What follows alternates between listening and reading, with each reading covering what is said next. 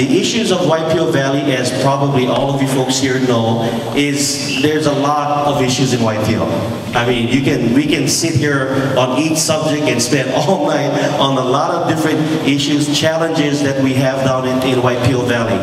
And I think in the past, so many great organizations and community members have met to try to address some of these issues, and it's not easy because there's so many users down in Waipio Valley, so many different people that use it for different reasons. And of course, you know, it's a very special, cultural, and very significant place, you know, in history. And sometimes when you try to solve all of the problems, you don't get to solve any of the problems. And what we hope to do with this legislation, if you can, and the analogy I keep using is you take a look at an apple, so you gotta bite the apple one bite at a time. You take a bite of the apple, you don't try to swallow the whole darn thing, take one bite, and hopefully, if this legislation does go through, the community feel comfortable with it, hopefully it'll help ease some of the impact. And then we move on and work on the next bite. And hopefully the next bite and the next bite. And hopefully in the end, we get to the core and we get to have a very good situation in Waipio. So I'm committed to doing that and helping with the issues that we have down in our valley. But it's very simple legislation that we have here. And I'll read it to you since I don't have a copy of the middle page, you know, that we misinserting in this here. So I'll read it word for word. Basically, folks, there's a chapter in the Hawaii County Code, this is law, by the way, that deals with certain roads in the County of Hawaii that has special conditions, and of course, Waipio Valley is one of them. For example, you know, when Fred Hoshu was the council member, he submitted legislation that basically said only four-wheel drive, to kind of clear the code, only four-wheel drive allowed into the valley. That had to be voted on by the county council and placed into the county code.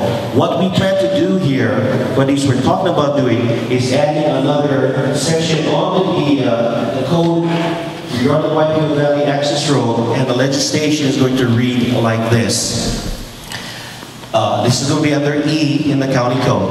Any rental vehicle shall be prohibited from traveling on the Waipio Valley Access Road.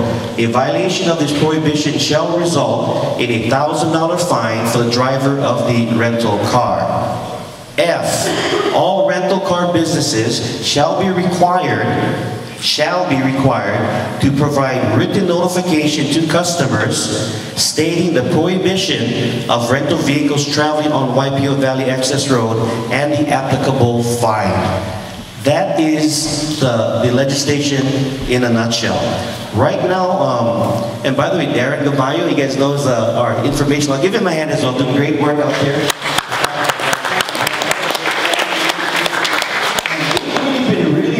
Out there. Basically, most of the rental companies already has sort of a prohibition on the rental vehicles going down into the valley.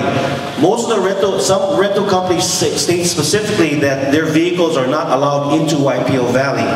Most of the rental companies, if not all, will state that you cannot utilize a rental vehicle on unpaved roadways. Now, we've sent the rental companies the legislation, we've asked for their feedback. Nearly all of them have sent back the feedback saying that they support it, because they do not support their vehicle going down into the roadway. So in a sense, we actually kind of have a prohibition when you talk about the contract between the renter and the rent-a-car agency.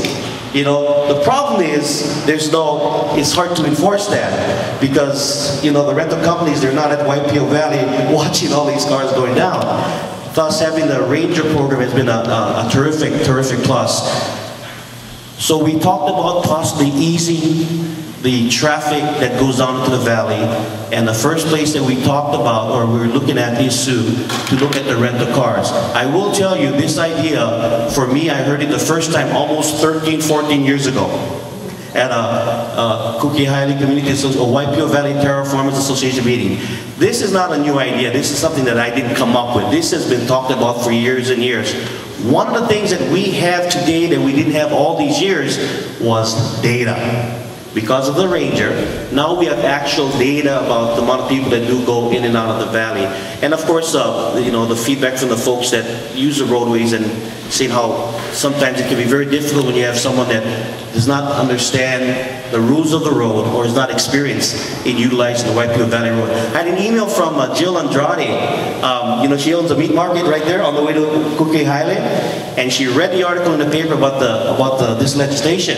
She emailed me and she said, Dom, just yesterday, a customer came into my store, a tourist, that went down into the valley with her rent-a-car, with her rental truck, and she went into that store and she said, I will never go down that road again driving a car. She was petrified. She had no idea how dangerous that road was, and she was so, and in fact the word she told the jail folks was that she felt like she was going to lose control of the car. She really felt that she was going to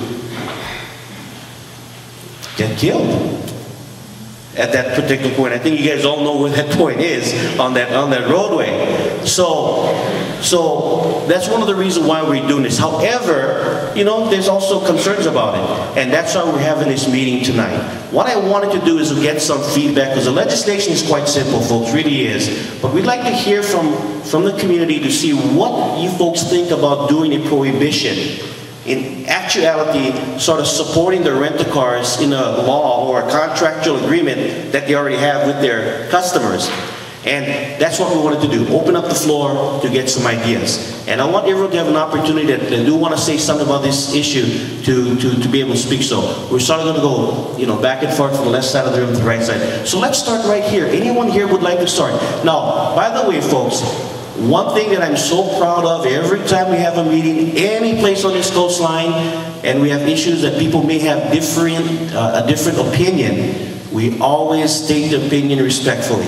And that's something I'm so proud of Honokaa. Sometimes when I go other places, it's not that way, you know. So if we have a different opinion, it's okay, folks? So let's be respectful of that. So let's have anyone from here. Anyone want to start on this side of the table? They would like to give their input into this legislation. Who's going to be the first? Yes, sir. Who enforces it? Okay, the question is who enforces it. That's a very good question. What we're hoping is two things.